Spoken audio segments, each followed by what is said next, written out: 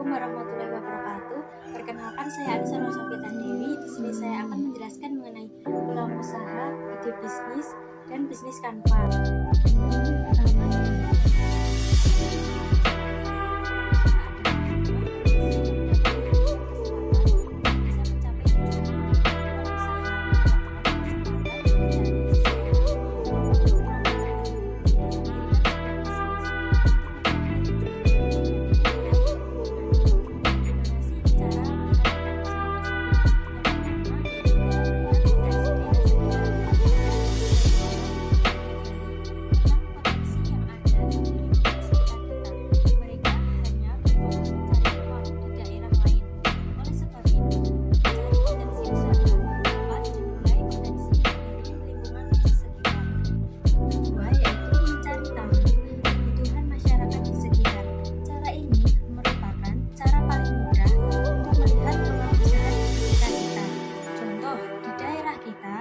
Merupakan daerah pertanian yang memerlukan berbagai kebutuhan pupuk, bibit, dan alat pertanian.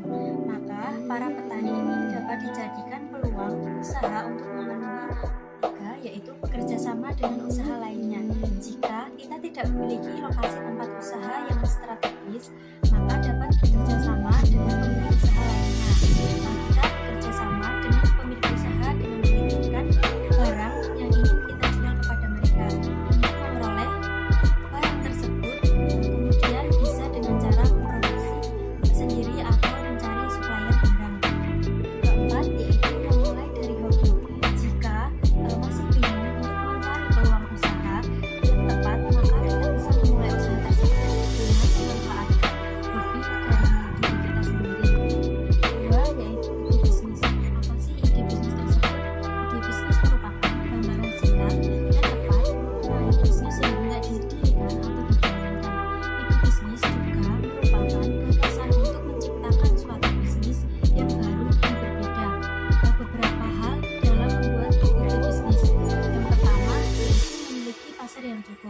Pastikan ada permintaan yang cukup untuk produk atau layanan di pasar agar mendapatkan keuntungan. Yang kedua yaitu mampu menghasilkan keuntungan. Ide bisnis tidak hanya terfokus terdengar bagus, tetapi juga harus layak secara komersial. Seperti biaya yang akan dibutuhkan untuk membuat produk bisnis tersebut dan berapa harga jualnya.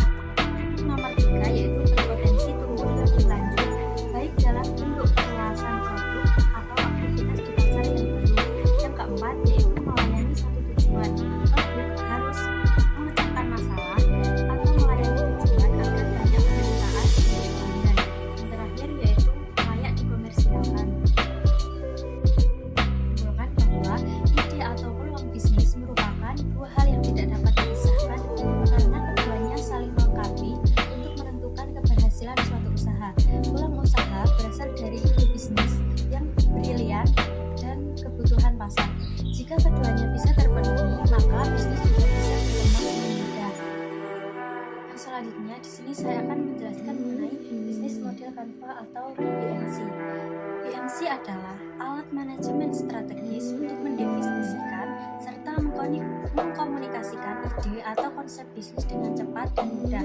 BMC ini berbentuk dokumen satu halaman yang bekerja melalui elemen fundamental bisnis atau produk serta menyusun ide dengan cara yang koherent.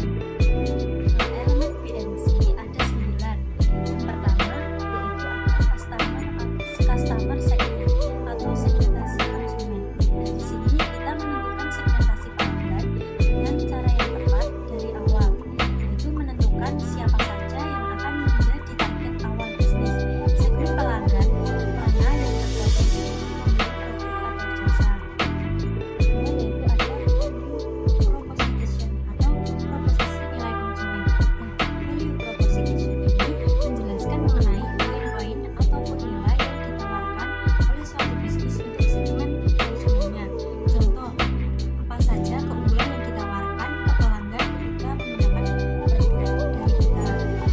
Apa saja manfaat yang akan diperoleh pelanggan setelah menggunakan produk dari kita.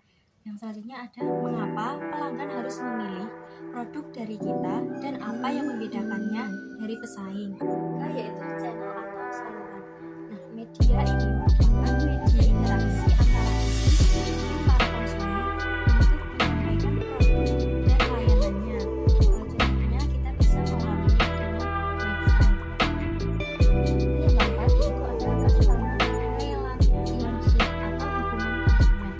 Nah, di sini kita harus memahami bagaimana menjalin hubungan dengan pelanggan supaya mereka tidak mudah berpaling ke kompetitor.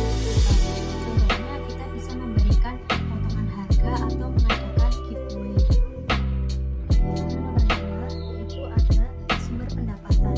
Nah, di sini kita harus memikirkan bagaimana cara meningkatkan pendapatan bisnis yang akan dirintis.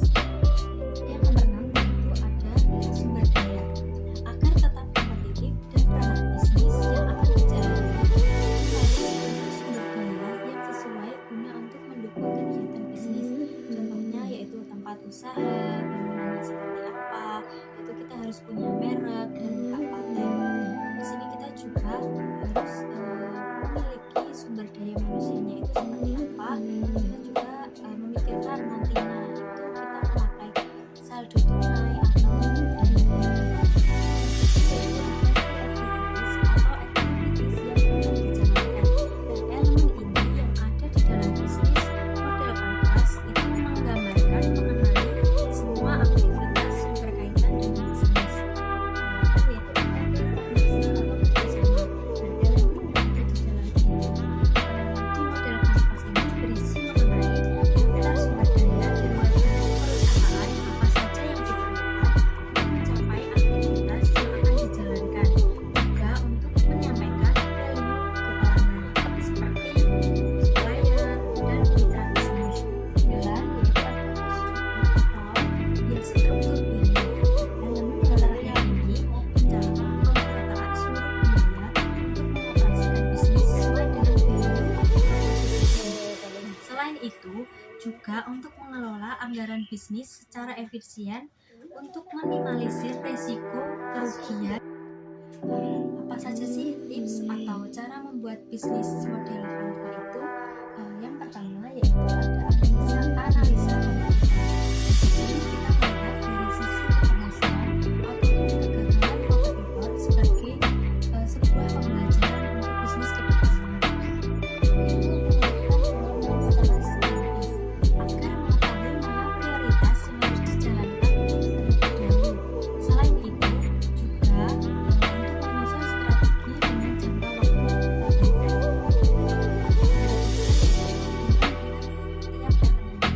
Di sini untuk membantu dalam menyusun strategi yang tepat. Keempat, yaitu kita harus fokus pada kondisi saat ini supaya perhitungannya lebih tepat. Kelima, yaitu melakukan review. Setelah menyusun kerangka, pastikan dulu semua elemen yang berhubungan. Kemudian, lakukan pengecekan ulang untuk membentuk atau memeriksa kekurangan dan juga memperbaikinya apabila dirasa kurang tepat. Adapun contoh penerapan bisnis Canva yaitu sebagai berikut.